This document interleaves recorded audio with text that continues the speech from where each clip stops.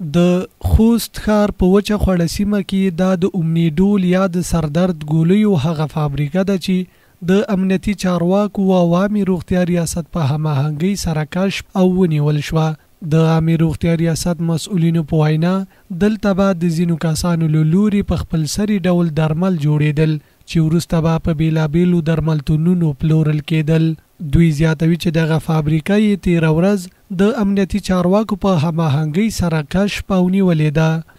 د خوست ولایت د استخباراتو کارمندانو او مسؤلینو د عامه روغتیا ریاست په ګډه هماهنګۍ د وچې خوړې مربوطه کې چې د امني ډول یو کارخانه موجوده وه، سهار وختي دغه هغه تر نږدې وکتلی شوه.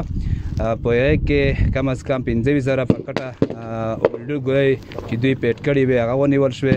څومره وسایل چې ورسره ول چې 2-3 ماشینالات هغه یې ورول شوي دي، ضبط شوي دي.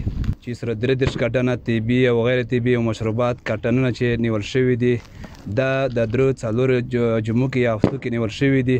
انشاءالله الرحمن بیا د ولس د پر اطمینان په حیث باندې چې په آینده کې که چېرې داسې توکي موږ ولیدل یا موږ نظارت مو وکړو موږ دا ډول توکي ټول نسو.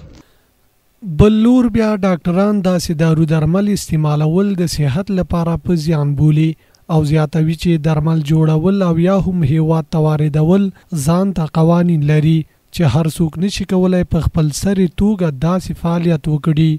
چې دې ته موږ د کارخانې نوم هیڅ ورکولی نه شو. دا وحشیت دی، دا بربریت دی، دا جهالت دی، دا گاچ دی، دا په ساده ژبه باندې دا د عامه روغتیا ریاست او د امنیتي ارګانو غټه لاسته راوړنه ده. هره دوا چې په دنیا کې طبابت ته راځي په یې باندې نړیوال معیارونه تطبیقېږي. دې نه وروسته په زرهاو خلکو باندې تطبیقېږي. این وروسته چې کله ښه نتیجه ولرله بیا مارکیټ ته راځي، WHO نور صحي ارګانونه یې اپروو کوي. د دې ترڅنګ بیا خوست میشتې د امنیتي چارواکو دا ډول فعالیتونه ستایي، خو ترڅنګ یې په دوی غږ کوي چې دې ته ورته ټول فعالیتونه باید له منځه یوړل شي. رښتیا هم چې دا د امنیتي ځواکونو یوه لویه لاسته راوړنه وه. ممکن دا وجه وي چې په دې وروستیو کې په افغانستان کې ډېری ناروغان چې په کار و دلته علاج شوی وای د داسې بې کیفیته درملو له امله دلته علاج نه کیږي. ګاونډیو هیوادونو ته مجبور دي چې لاړ شي د علاج لپاره.